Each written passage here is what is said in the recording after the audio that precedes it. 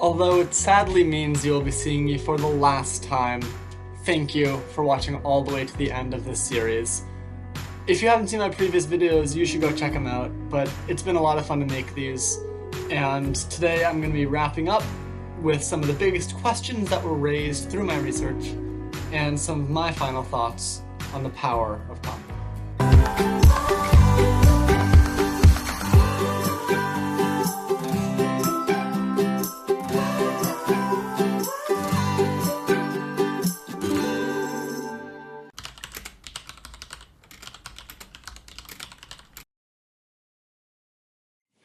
I know that up until this point I've talked a lot about the history of comedy and more of the personal experiences relating to it, but I think that if we take a step back from the individual experience, we can see something that we might not have touched too deeply on before, and that is how the existence of comedy reflects the human condition on a more metaphysical level.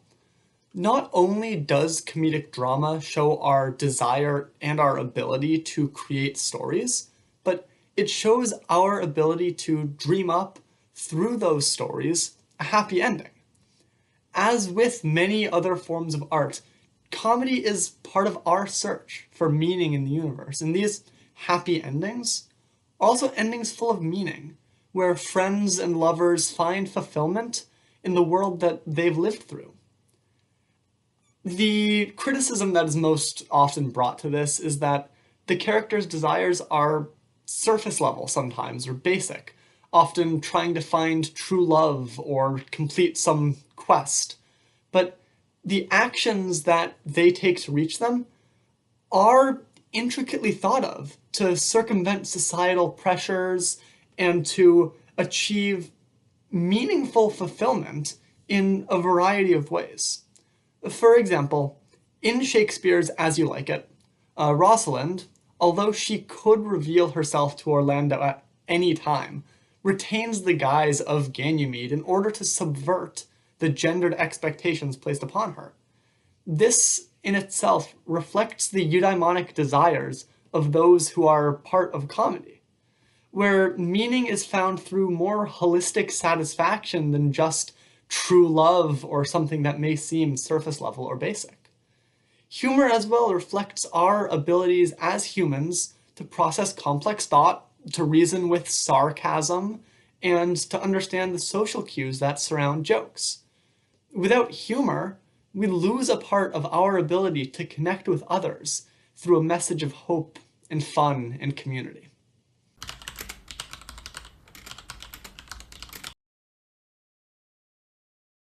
Now I'd like to talk a little bit about how comedy can be used to tackle complex problems and some of the issues that might arise with it. We've talked about it a little bit before, about how it can be used to address mental health issues by reframing these really negative thought patterns into positive ones, but specifically when dealing with mental health, there comes the risk of the jokes not sitting right, since they might contradict how someone is feeling in that moment. I mean, of course, jokes are designed to challenge people's worldview when used like this. And I've had this experience, and I'm sure a lot of you have, where I'm in a bad mood, and somebody tries to make me laugh, and all I can think of is, I wish this person were laughing and having a good time literally anywhere else. And although comedy and humor may provide a wonderful place for people to listen to other people discussing their own problems, like at a comedy show, if the comedian is talking about mental health, it may serve not as well for the people who are watching, because they're just viewing that humor as entertainment. And I think that is the main risk that humor poses in a situation where the audience really doesn't internalize the message of the piece. They find it entertaining and funny, but they'd not necessarily know that they too can apply humor to their own lives. And to a certain extent, that's just part of comedy. It's a great way to entertain people, to have them loosen up, and I think that sometimes does lose its appeal when we have to think critically about every joke. And so that's what I'm really trying to do here, is to get people to understand that comedy has this power to change lives so that they understand, and when you all are at comedy shows, you can just enjoy it. You can have fun and have this knowledge in your mind that this is something beneficial in your own life too. A similar situation arises when we begin to talk about comedy and political activism. You see many influencers online sharing their political views through comedic videos, and you see many comedians making political jokes on stage, which of course is a very important facet to the free speech of comedy. These videos serve as a way to reach far more people, as many are more likely to be inside on their phones than out at a rally on the streets. And politics, of course, is about getting your message out to as many people as possible and making it as palatable as possible for them. What I mean by that is, when you see a comedic video on politics, and they tend to be left-leaning, they tend not to explain their jokes, which of course makes sense because jokes are less funny when you explain them, but they also focus on the funny parts as opposed to the serious, nuanced political discussion. And this is in order to appeal to the masses who are doom-scrolling reels and to get them to absorb that political view.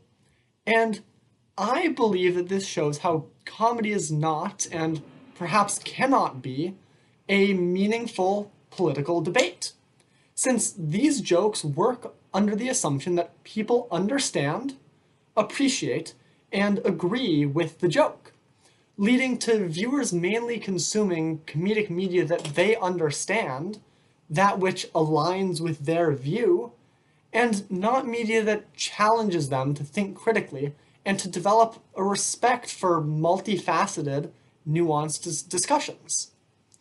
And so I definitely believe that comedy has its place in our political discourse because, again, it's a very human way to share ideas, but I think it is very important not to rely only on comedy.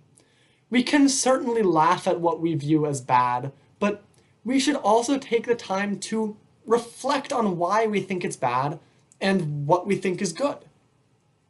Let me give you an apolitical example.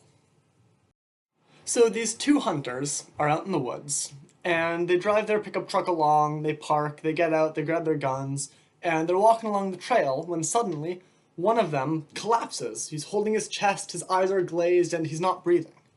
So the other one, panicked of course, pulls out his phone, calls 911. And he says, "Help, my friend is dead, what do I do?" Well, stay calm, don't panic. First, make sure that he's dead. And then there's silence. And then on the other end of the phone, "Okay, now what?" Now, we can laugh at that, because even though someone just got shot, we know that we ourselves would never make that same mistake. And this can be applied to jokes about anything from politics to gender roles to mental health.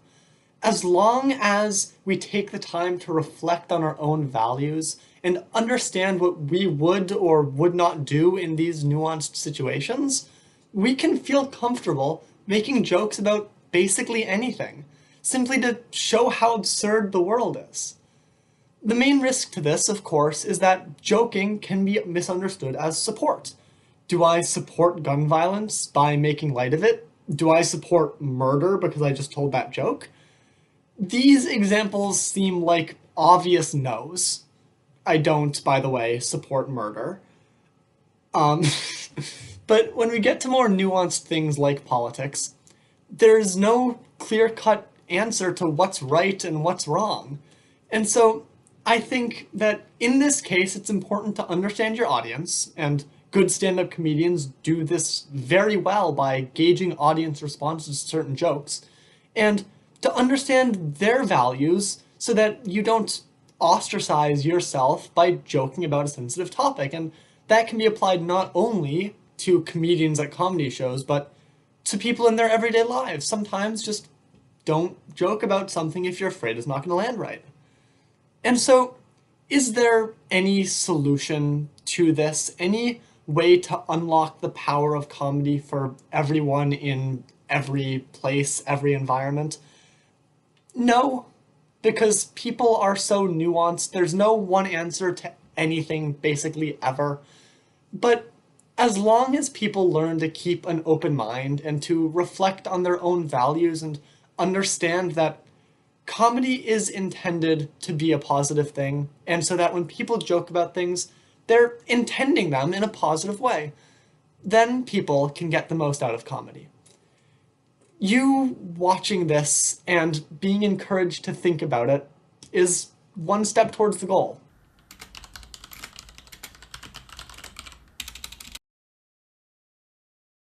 And I think this serves as a great way to transition into talking about cancel culture.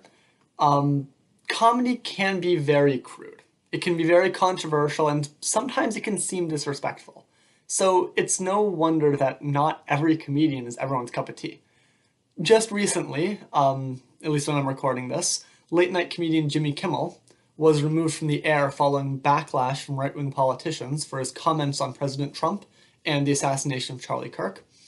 Now, there is also censorship on sites like X, and I think this speaks to a quote by Samantha Bee that says, "The worst thing you can do at a dictator is laugh at him."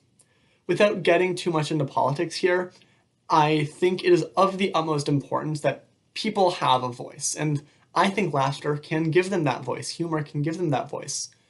It is something that no one can take away, and if people try to cancel shows or censor content, there will always be a way to find power in humor to combat the system. Because, again, it's all about the subversion of expectations. The public, all the people, are able to use this tool to empower themselves. That being said, we do have this nice little thing called the First Amendment here in the US of A, and while laws surrounding its application to the internet are fuzzy, I do believe it highlights a very important ideological belief that people ought to have the power to speak and to be heard, and that comedy is a really good way to do that. Thank you for watching all the way to the end. I hope that you all came out of this series a little bit happier, a little bit more willing to use laughter in your everyday life to live in a happier, more fulfilling, more present way. And as something that's long been viewed as a low form of art, I think comedy reflects who we are as humans extremely well. It represents our ability to tackle complex issues, to connect with others, and, most importantly, to dream of a happy and fulfilling future. I'd love to hear any of your thoughts on this topic down in the comments, and I do have one more video for you with some of my favorite jokes that I found through the year. See you there.